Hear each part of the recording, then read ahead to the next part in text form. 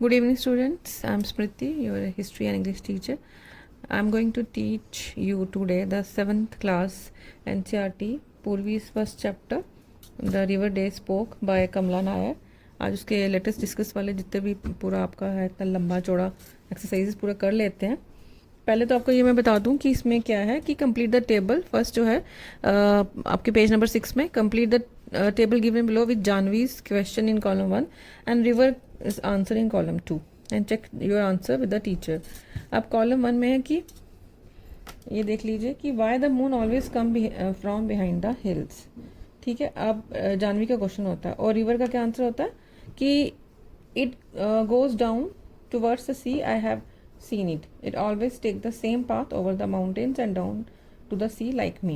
ये रिवर जो सोचती है मून के बारे में। अब सेकेंड आपके कॉलम में यहाँ नहीं दिया आएगा कि कैन आई डू समथिंग। ठीक है, ये कौन बोलता है? जानवी बोलती है कैन आई डू समथिंग।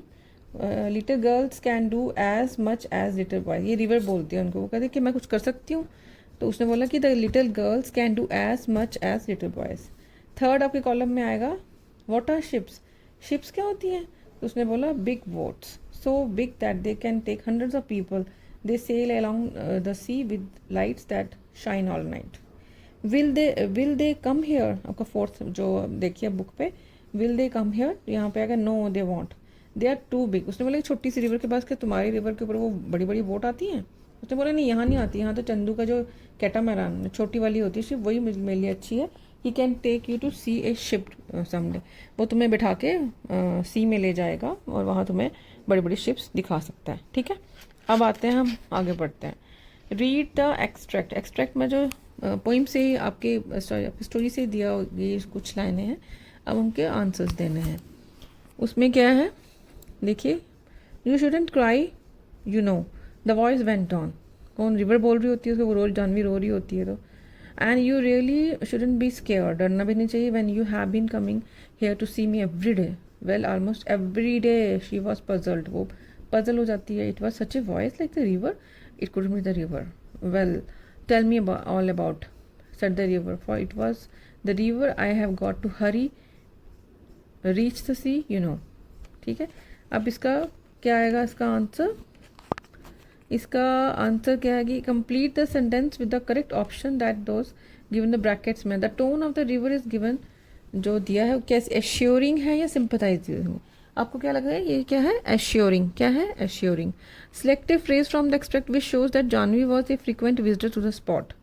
ठीक है, अब क्यों कौन सा फ्रेज उन्होंने यूज़ किया हुआ है कि कौन सा? When you have been coming here to see me every day, well almost every day, ये वाला।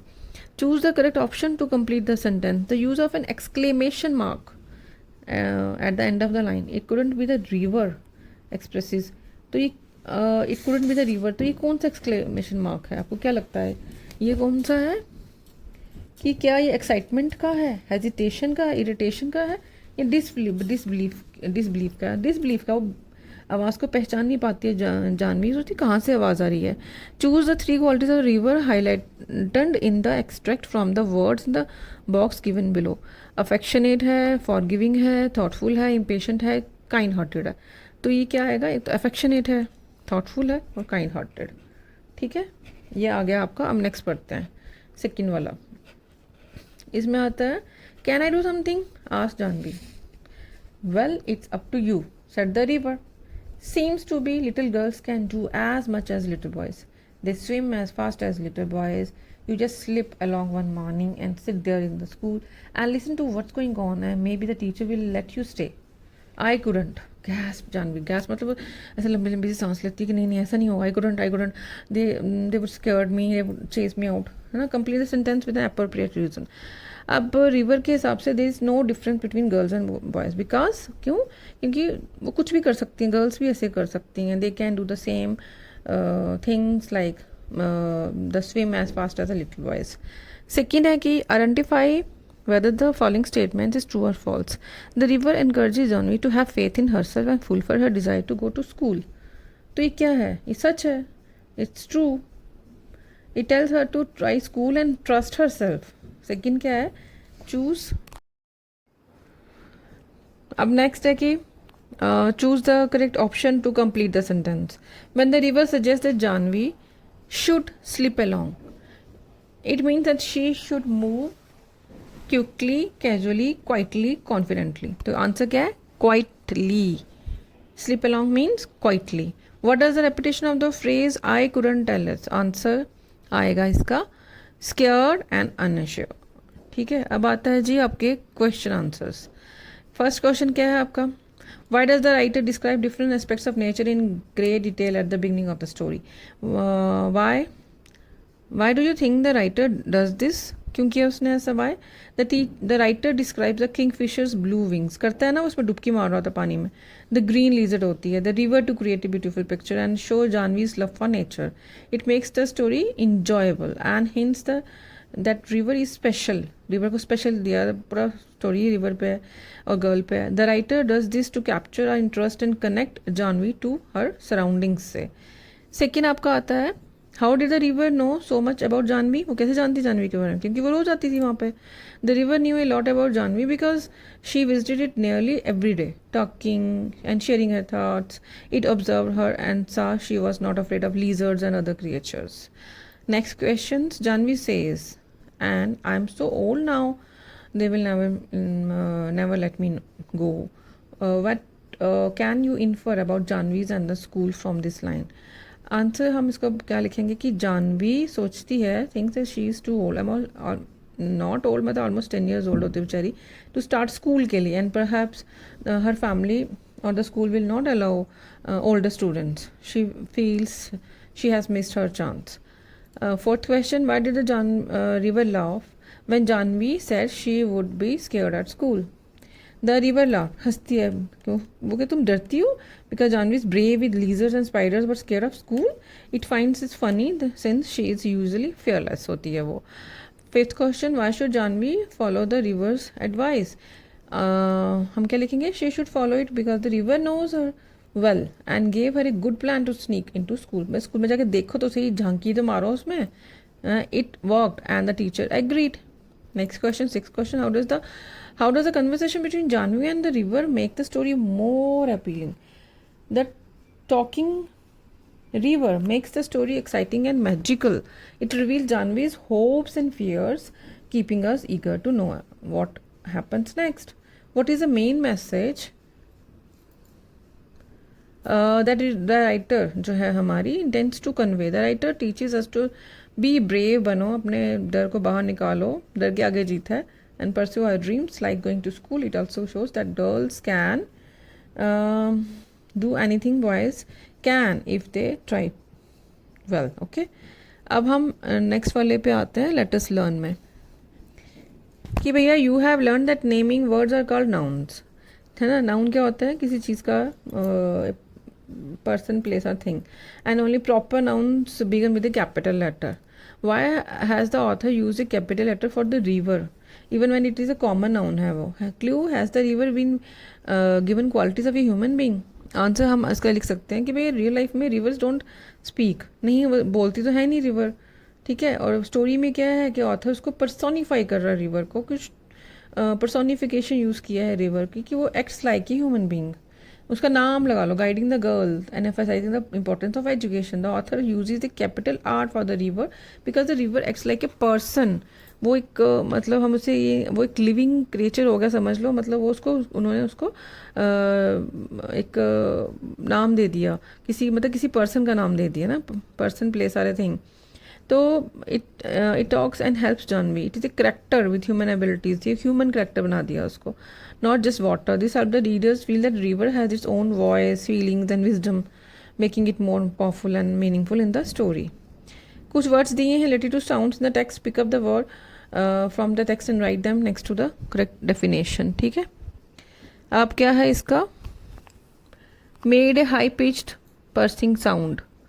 ठीक है, हम उसको हमने यूज़ करना है fill in the blanks में. And sound words from exercises. अब यहाँ मैं पढ़ लेती हूँ. To cause liquid to strike और फॉल और something splashed. To low continuous background noise murmuring. Cry with loud uncontrollable gasp sob. To make a soft dry sound like paper और leaves से आती नहीं rustling voice. To kiss short quick breath through the mouth. Due to surprise, हम pain और shock हो जाते हैं हम लोग. Gasped, shaking rapidly to make continuous shot, sharp sounding rattling, जैसे स्नेक करता है. Making a lot of noise, noisy, made a long high cry usually because of pain और सैडनेस अवेल, रो के कोई कहता है पेन हो रही है किसी को. अब हम इसको फिल इन द ब्लैंक्स में इसको फिल करना. द क्लासरूम ग्रू, क्या है, नॉइजी. फर्स्ट में क्या है, नॉइजी है. The students notice the teacher carrying the new answer papers. भैया जब आंसर पेपर लेके आते हैं तो सब अच्छे खासा शोर मचाते हैं. अब आई हमारी बारी. As the teachers turn the pages with a rustle, अब पेजेस के पास ऐसे रसलिंग आती है ना. द चिल्ड्रन गैस्प्ड, उनकी वजह से दिल की धड़कन ऐसे ऐसे होना शुरू हो जाता है. Wondering that comment what comments awaited, sometimes weld in frustration, है ना. और इन मर्मरिंग, आपस में मर्मरिंग शुरू हो जाती है बच्चों की, फुसफुसाना. Steadily increased. Finally when the teacher praised the students for their excellent performance, the students shook with excitement के साथ वो शक्ड करते हैं. ठीक है, ये आपके जो ऊपर है वही हमने नीचे इसको यूज़ कर दिया है. अब आता है द वर्ड कैटामैरन. कैटामैरन होती है आपको यहाँ बोट की ये. अब नेक्स्ट में the word catamaran is use in the text. Catamaran होता है मुझे कहता है कि भाई चंदू की कैटामैरन ही ठीक है, ये वहाँ आपकी छोटी सी बनी हुई है यहाँ पे एक boat type. The word originate from Tamil का ये लैंग्वेज से, कहाँ, खट्टूमाराम, मीनिंग द टाइड वुड. ठीक है, अब जो नीचे शब्द दिए ना, हमने देखना है कि ये कहाँ से बारो किए हैं, कौन सी लैंग्वेज से. अब जैसे कर्मा है तो वो संस्कृत वर्ड है कि हाँ भैया तुम्हें कर्मा हिट करेगा, तुम्हारे एक्शन ही तुम्हें बताएंगी. साहिब, तो वो एक जैसे उर्दू भी कह सकते हैं. साहिब हम सर को भी कहते हैं कि सर साहिब, तो वो उर्दू भी हो सकता है, हिंदी भी हो सकता है. चटनी हिंदी वर्ड है. गुरु भी संस्कृत वर्ड लगा लो. वेरेंडा, ठीक है, हिंदी. जंगल वो हिंदी भी है और संस्कृत पे इंग्लिश में भी यूज़ करते हैं. अरिका, नट फ्री, मलयालम और तमिल वर्ड है. एंड पालन, पालकी, तो ये हम मतलब संस्कृत में उसको पालकी बोलते हैं, तो और ऐसे पालनकुल इंग्लिश में बोलते हैं. तो पालकी नहीं लेके उठा के जाते. अब देखो canoe, catamaran, coracle, shikara. Which one you would like to travel. ठीक है, make a colourful drawing of a boat that you would like to travel in. Answer I would travel क्या आएगा, shikara, because it's lovely. And shikara में घूमने का सच में अपना मज़ा आता है. लेक्स में कश्मीर में बहुत चलते हैं वो, डल लेक पे. अब आता है इसके नेक्स्ट पेज पे आपके solve the crossword puzzle based on words related to water transfer. Solve the crossword puzzle based on words related, सारा पानी के ऊपर जो तैरते हैं लगा लो आप, चाहे शिप हो, चाहे बोट हो, चाहे राफ्ट है, उन्हीं का पूछा हुआ है. A large vessel use the transporting goods और पैसेंजर बाय सी. तो यहाँ से आपको लिख ही रहा है, ऐसे लिखा हो तो शिप आएगा. ठीक है. नेक्स्ट है small vessel for travelling on water typically propelled by और सेल्स और एन इंजन. अब सेकंड में क्या है, छोटी, जैसे हम बोट कहते हैं, हमें उसको स्मॉल वेसल है ये. थर्ड है flat floating structure for travelling across water. ठीक है, तो वो राफ्ट आएगा यहाँ पे. अब नेक्स्ट क्या है, a boat or ship driven by steam. तो वो स्टीमर है, स्टीम लिखा तो स्टीमर ही हो गया. ये देखिए अब है नीचे, अब नीचे की तरफ, जैसे मतलब नीचे की तरफ दिया है कैसा, वर्टिकल. अब क्या आएगा, नेक्स्ट क्या है, a small light narrow boat pointed a both hand smooth using a paddle. तो वो कौन सा आ गया आपका, फिफ्थ आ गया. तो वो आ गया कैनो, वो पीछे बना हुआ है आपके. A boat with a powerful engine which can change direction easily and use to pull large ships and out of port. तो ये आ गया आपका सिक्स्थ. तो सिक्स कहाँ पे आ गए, टग बोट, है ना, वो खींचते हैं बड़े बड़े शिप्स को. A boat with sails and sometimes an engine use for either racing और travelling for pleasure. Rhymes with cot. ये आ गया आपका सेवन्थ. और सेवन्थ कहाँ है आपका, सेवन्थ याच. ठीक है, ओके. अब आता है अगर सिक्स आता है कि read the highlighted words in the following lines for the text from the text. ये जो हाईलाइटेड वर्ड्स हैं, जैसे टुवर्ड्स है, ओवर है, डाउन है, तो ये क्या है, जैसे मतलब she goes down towards the C.